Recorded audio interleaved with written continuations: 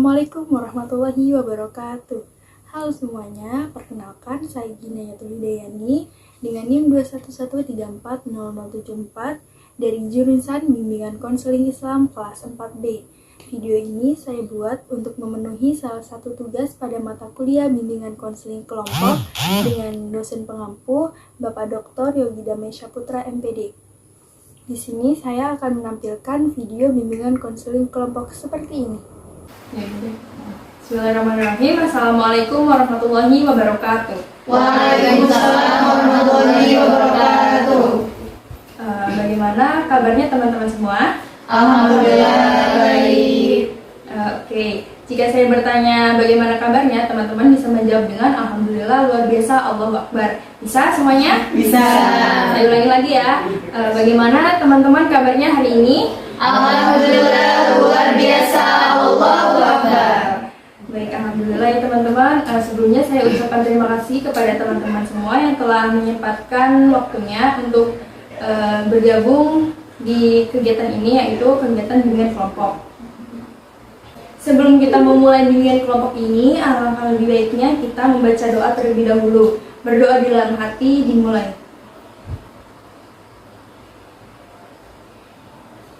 Oke, berdoa selesai. Amin.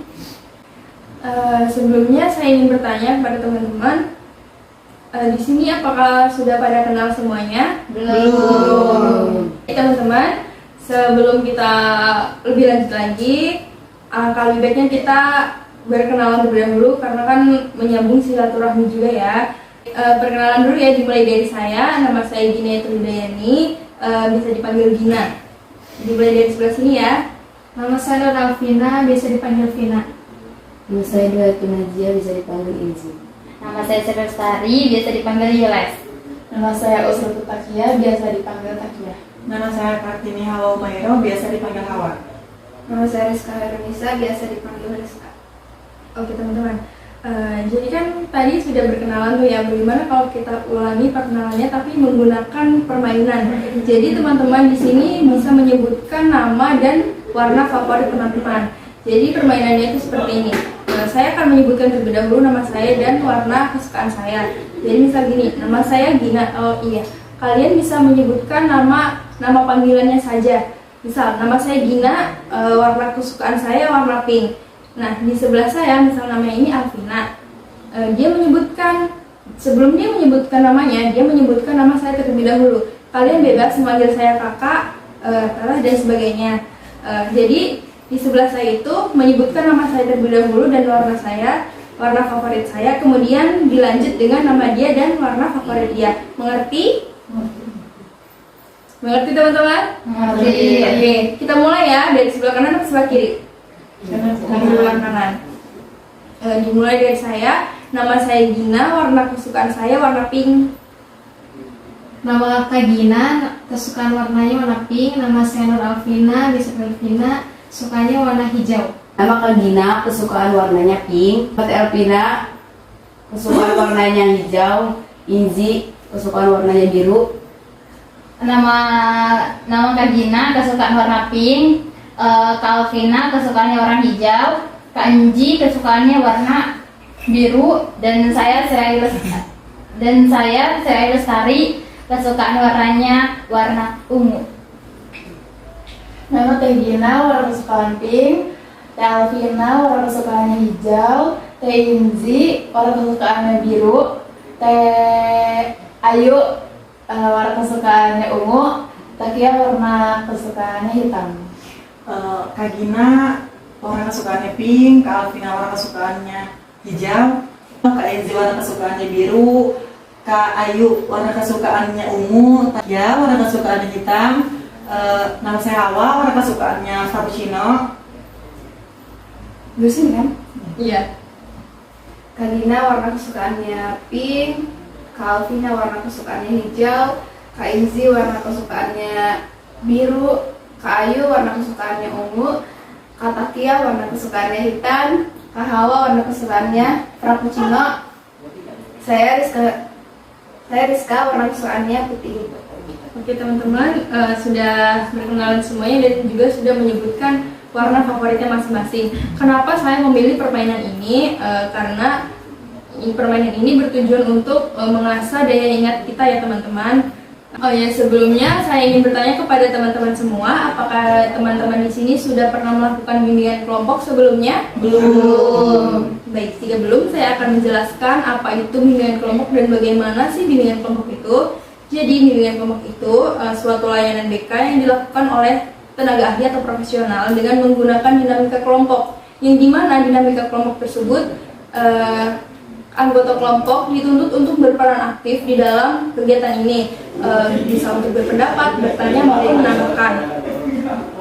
Di dalam bimbingan kelompok ini bertujuan untuk mengembangkan potensi yang ada di dalam diri kita dan juga untuk menambah wawasan pada anggota kelompok.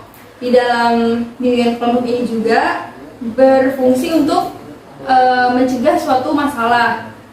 Di dalam bimbingan kelompok ini ada itu yang namanya asas-asas yang harus kita terapkan di dalam bimbingan kelompok ini. Di dalam kegiatan ini teman-teman diminta untuk terbuka dalam menyuarakan pendapat, bertanya maupun ingin menambahkan di dalam bimbingan kelompok ini. Dan juga apabila ada hal-hal yang bersifat pribadi, dimohon untuk tidak menceritakan atau membuka hal pribadi ini kepada orang lain selain yang ada di dalam kelompok ini. Dan di dalam bimbingan kelompok ini juga ada yang dinamakan juga asas sukarela, yaitu yang dimana teman-teman semua yang di sini itu tidak tidak bersifat memaksa untuk melakukan kegiatan ini. Bagaimana dengan teman-teman? Apakah melakukan kegiatan ini dengan sukarela? Iya. Alhamdulillah ya teman-teman, jika sukarela. Nah, di dalam kegiatan ini juga kita jika ingin berpendapat atau bertanya itu menggunakan bahasa yang santun dan menggunakan norma-norma yang berlaku. Di dalam bimbingan kelompok ini ada yang namanya topik, yaitu yang akan kita bahas di dalam kegiatan ini. Ada dua topik, yang pertama itu topik tugas dan yang kedua itu topik bebas. Topik tugas itu dimunculkan dari bimbingan kelompok. Oh iya, sebelumnya mohon maaf, saya ingin menjelaskan dulu. Di dalam bimbingan kelompok ini ada yang dinamakan pimpinan kelompok dan juga anggota kelompok. Pimpinan kelompok itu di sini sebagai saya sendiri dan anggota kelompok itu teman-teman semuanya. Nah, di dalam bimbingan kelompok ini ada dua topik. Yang pertama itu topik tugas, yang kedua topik bebas. Topik tugas itu dimunculkan dari pemimpin kelompok, yaitu saya, sedangkan topik bebas itu dimunculkan oleh teman-teman. Jadi teman-teman bisa bebas ingin berpendapat tentang mengenai topik yang akan kita bahas. Kita sepakati dulu ya teman-teman. Di sini kita akan memilih topik tugas atau topik bebas. Topik bebas. Baik, jika topik bebas, apakah ada yang ingin berpendapat tentang tema yang akan kita bahas? Ya, silakan. Topiknya itu boleh nggak Kak mengenai pergaulan bebas? Boleh. Apakah ada lagi yang ingin mengutarakan pendapatnya? Menurut teman-teman bagaimana kalau kita ambil topik pergaulan bebas? Apakah teman-teman setuju dengan topik yang diambil oleh teman kita ini? Ya, setuju. Baik, jika setuju, kita akan kali ini akan mengambil tema tentang pergaulan bebas. Nah, karena tema ini dimunculkan dari Kak Hawa, bagaimana kalau kita mendengarkan terlebih dahulu, menurut Kak Hawa itu pergaulan bebas itu seperti apa? Menurut saya pribadi, pergaulan bebas itu adalah suatu pergaulan yang melebihi batas wajar, yang dimana pergaulan tersebut itu melanggar norma-norma yang berlaku atau norma-norma yang ada. Contoh pergaulan bebas itu seperti narkoba, tawuran juga pergaulan bebas, terus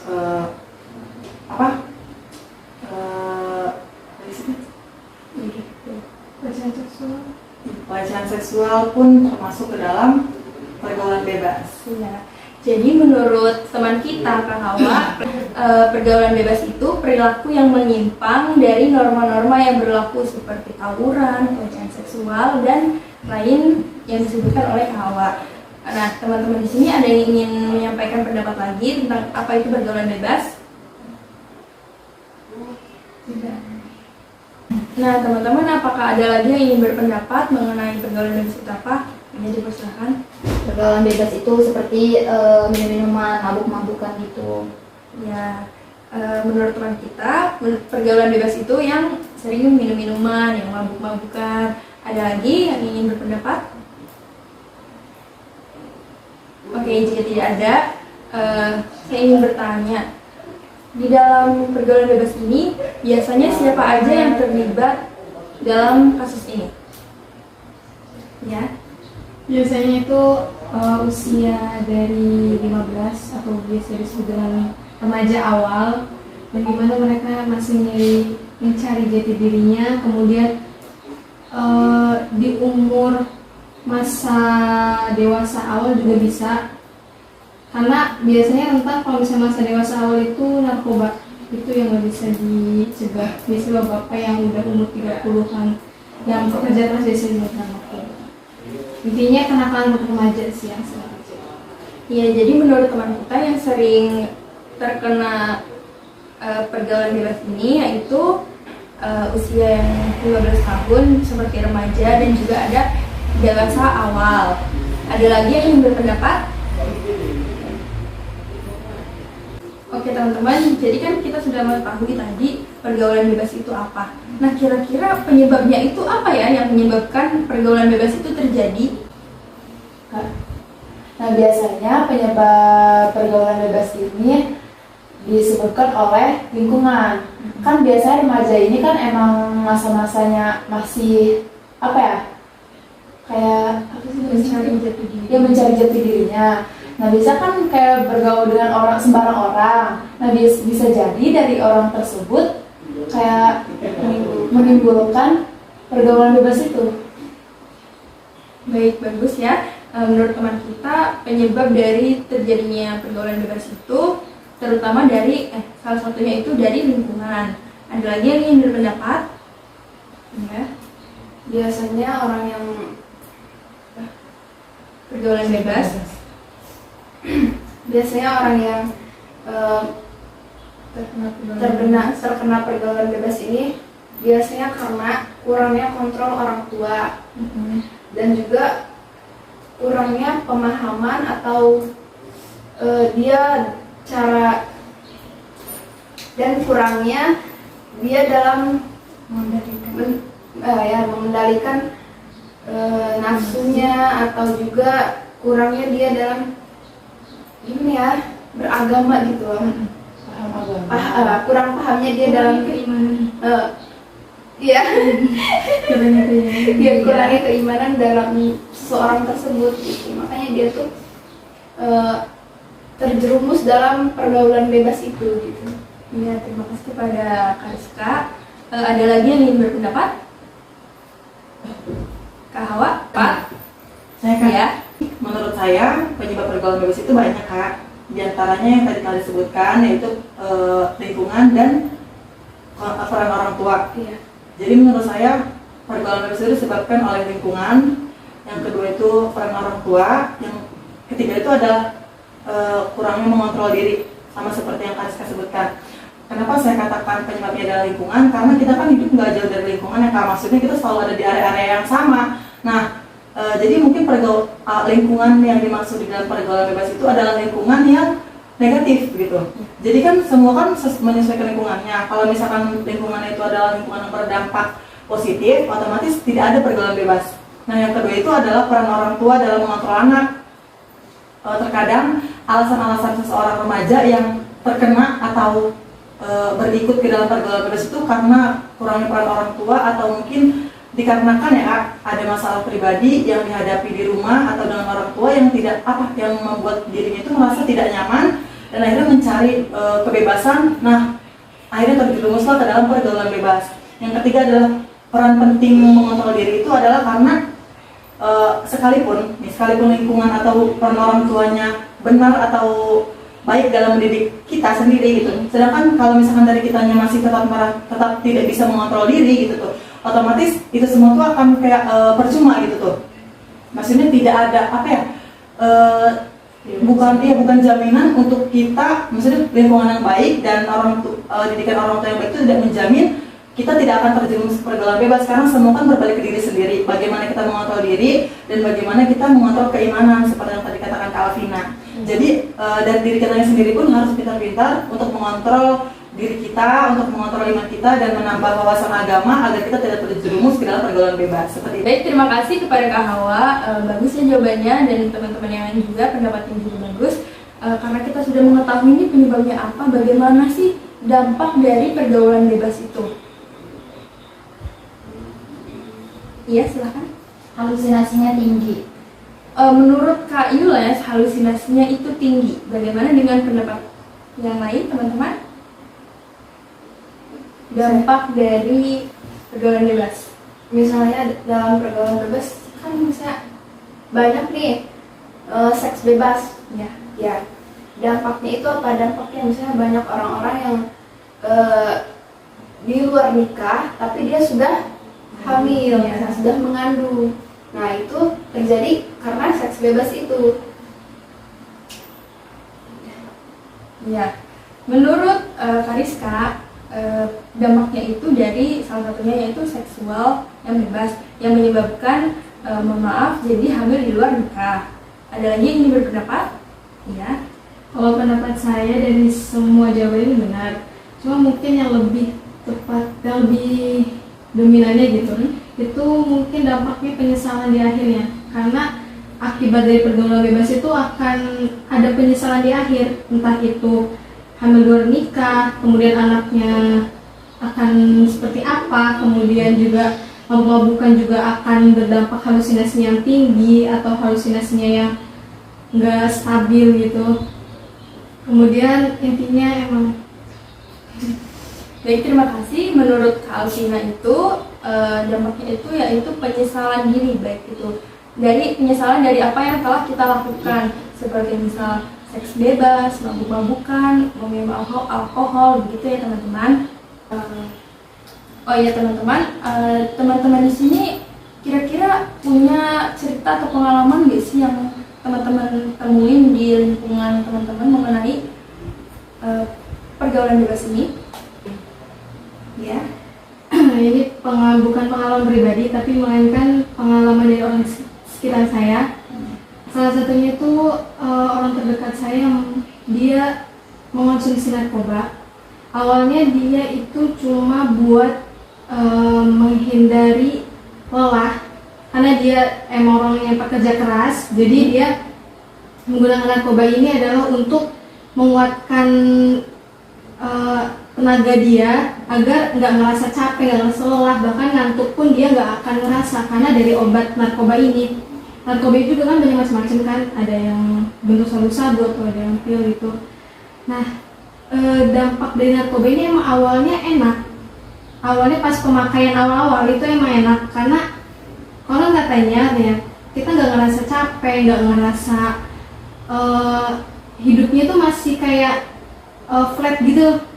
Jadi kayak omongan orang pun dia nggak ngerasa gimana ya, nggak kemudahan, tapi nggak ngerasa Kepikiran. sensitif itu. Sensitifnya biasa aja gitu tuh, karena dia ngerasa mungkin karena pengaruh narkoba ini, jadi dia ngerasanya tuh flat aja hidupnya gitu, tenang-tenang aja. Tapi padahal sekali aja dia telat minum narkoba ini atau mengonsumsi narkoba ini, dia udah halusinasinya tinggi, kemudian marah-marah nggak jelas, terus tubuh tuh ngerasa capek banget gitu. Itu mungkin awalnya dari faktor lingkungan utamanya gitu loh. Awalnya coba-coba, kemudian didukung oleh temannya, kemudian temannya juga ada yang jual bandar narkoba itu, jadi dia masuk dan sempat direhab, dan itu mungkin nggak gampang buat yang pecandu banget ya, karena dia nggak pernah ngelewatin konsumsi narkoba itu. Setiap harinya dia selalu minum, bahkan bisa sampai 3-5 kali dia konsumsi narkoba itu. Sekali ngerasa capek atau ngantuk dia konsumsi, dia ngerasa badannya lelah dikit dia langsung konsumsi. Jadi kayak dia nggak pernah lepas akan obat narkoba itu gitu. Sampai pada akhirnya ketika uangnya udah nggak cukup buat beli itu, dia udah mulai ngerasa bahwa halusinasi udah tinggi. Kayak misal tiba-tiba ngerasa ada yang mukul dia gitu, atau ngerasa kayak dia ada di tempat sesuatu yang dia nggak tahu di mana gitu. Kayak halusinasinya itu tinggi. Dan itu juga mungkin salah satu dari pengalaman saya. Kemudian ada juga pengalaman dari pelecehan seksual ya. Pelecehan seksual itu bukan cuma sekedar secara fisik doang kan, ada secara non fisiknya juga. Bisa dari omongan gitu. Itu juga bisa. Itu biasanya saya temukan itu di media sosial. Kan sering kan kalau misalnya media sosial itu kayak tiba-tiba ada yang DM nggak jelas, tiba-tiba minta pap yang suruh tidak menggunakan pakaian gitu, atau mungkin ada yang tiba-tiba ngirim foto yang tidak senonoh gitu. Itu yang pengalaman saya pribadi. Mungkin salah satu faktor dari keluarga, kemudian penyesalan di akhir juga yang dirasakan oleh kerabat saya juga itu yang mengonsumsi narkoba, dan dampak dari pelecehan seksual walaupun bukan secara fisik gitu, secara verbal dari mulut, itu pun dampaknya berpengaruh ke mental psikis kita. Ada lagi yang ingin menceritakan atau berbagi pengalaman mengenai pergaulan bebas ini? Oke, jika tidak ada, dari awal maksudnya kita kan sudah tahu nih pergaulan bebas itu bagaimana, ciri-cirinya bagaimana, faktornya apa gitu, penyebabnya dan juga dampaknya apa. Dan juga seperti yang pengalaman yang disebutkan oleh Kak Alvina tadi. Nah, agar kita tidak terjerumus kepada pergaulan bebas, bagaimana sih cara kita mencegah agar pergaulan bebas ini tidak terjadi gitu di lingkungan kita ini gitu? Ada yang menyampaikan pendapatnya? Menurut saya mencegah dari pergaulan bebas ini tuh agak sulit, karena mau gimana pun juga gimana ya, seorang remaja itu kan masih labil, masih mencari jati diri, kemudian juga kebudayaan kita juga banyak, berbeda-beda juga. Menurut saya cara untuk menangani atau meminimalisir ini agak sulit pergaulan bebas ini, karena cangkupannya juga luas kan, bukan cuma hanya pelecehan seksual atau narkoba, mulai dari tawuran aja yang sering kita temuin gitu. Antar sekolah aja tuh sering terjadi tawuran, kemudian terjadi perselisihan, entah itu permasalahan atau dari individu antara individu dan individu yang satu yang lain. Menurut saya sulit sih untuk mencegah dari atau meminimalisir dari pergaulan bebas ini. Ya, ada lagi pendapatnya dari teman-teman, bagaimana cara kita, salah satu cara untuk mencegah atau meminimalisir terjadinya pergaulan bebas ini. Menurut saya, cara mencegah pergaulan bebas itu diantaranya yang paling pertama itu adalah kita harus pintar dalam mengontrol diri sendiri. Itu mengontrol diri sendiri dalam keadaan apapun, misalkan terutama dalam lingkungan ya, karena kan lingkungan yang seperti kita lihat kan zaman sekarang kan emang susah ya, benar seperti dikatakan oleh Alvina bahwa sangat susah karena kan dikendalikan oleh lingkungan, katanya semuanya mulai dari pertemanan, dimana ada teman-temannya yang mungkin berbeda kebudayaan dengan kita atau berbeda agama gitu tuh. Bahkan setiap orang tua pun punya peraturan berbeda kan untuk anaknya teh.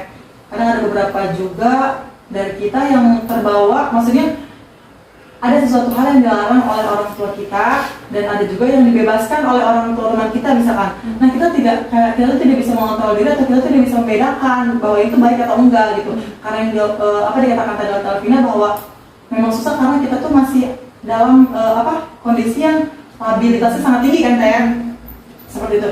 Yang kedua adalah menjauhi pertemanan-pertemanan yang negatif. Itu cara mencegahnya yang kedua. Karena kan kita kan memang sangat terpengaruh kan dari teman gitu tuh. Maksudnya kita gimana sih kalau anak zaman sekarang kan teh hobinya maksudnya nggak jauh dari kata nongki ya teh, maksudnya apa-apa nongkrong, gabut nongkrong. Nah, kita tuh harus juga mengarahkan diri kita nih, kita tuh mau nongkrong tuh misalkan dalam kepentingan apa gitu tuh. Apakah di sini kita berkumpul dalam hal-hal yang bermanfaat gitu tuh. Selagi pertemanan itu baik dan tidak melanggar norma, silakan dilanjutkan. Tapi kalau misalkan sekiranya pertemanan itu adalah pertemanan yang negatif atau pertemanan yang toksik, tinggalkan gitu tuh. Gitu. Ya, terima kasih kepada Kak Hawa dan Kak Alvina. Bagaimana pendapat teman-teman yang lain? Kak Rizka? Udah. Sama ya, sepertinya sudah diwakilkan oleh Kak Hawa. Cuma nambahin. Iya boleh. Mungkin cara penanganannya kan kita akan menjadi orang tua di masa depan. Salah satu pencegahan ya, dari pergaulan bebas ini dari pelecehan seksual ya, yaitu kita tanamkan edukasi seks ke anak kita nanti dari sedini mungkin. Karena kalau misalnya nggak dari dini, dia nggak akan tahu bahwa bagian tubuh mana nih yang kita nggak boleh dipegang-pegang dengan orang lain gitu, mau itu perempuan atau laki-laki gitu. Kita harus waspada gitu. Edukasi seks dini itu menurut saya penting untuk kita terapkan sebagai nanti yang akan menjadi orang tua di masa depan gitu. Dan ilmu parenting itu bukan belajar dari pas kita udah punya anak atau pas kita udah setelah menikah, tapi dari sekarang ini kita harus belajar parenting. Karena anak kita kan bisa milih siapa yang jadi orang tuanya. Justru kita yang akan menjadi orang tua di masa depan, harusnya kita mempersiapkan diri. Ilmu apa aja nih yang harus kita ajarkan kepada anak-anak kita nanti agar anak-anak di masa depan juga bisa meminimalisir dari pergaulan bebas ini. Baik teman-teman, dari topik kita yang sudah kita bahas tadi, menurut teman-teman apa sih kesimpulan yang bisa kita ambil dari kegiatan ini, dari topik yang tadi kita bahas? Ada yang ingin menyampaikan atau mewakilkan kesimpulan kita pada malam hari ini? Kak Takia, bisa? Menurut Kak Takia bagaimana? Baik, kesimpulan menurut saya, pergaulan bebas adalah suatu hal yang melanggar norma-norma yang ada. Ya. Ada lagi yang ingin berpendapat? Ya. Baik, Kak, di sini saya izin menyimpulkan materi yang telah disampaikan bahwa pergaulan bebas adalah yang dimana pergaulan ini melanggar norma-norma yang ada dan melanggar aturan-aturan yang berlaku. Jadi di mana pergaulan bebas ini banyak faktor-faktor atau penyebabnya Iya. Nggak fokus. Siap. Iya, dari faktor. Dari gue. Ditayu. Nggak bisa dari faktor. Jadi pergaulan bebas adalah di mana pergaulan yang melanggar norma-norma yang ada atau norma-norma yang berlaku. Banyak sekali penyebabnya dari pergaulan bebas ini, diantaranya itu adalah lingkungan sekitar, yang kedua adalah pertemanan, ketiga orang tua, dan keempat diri sendiri.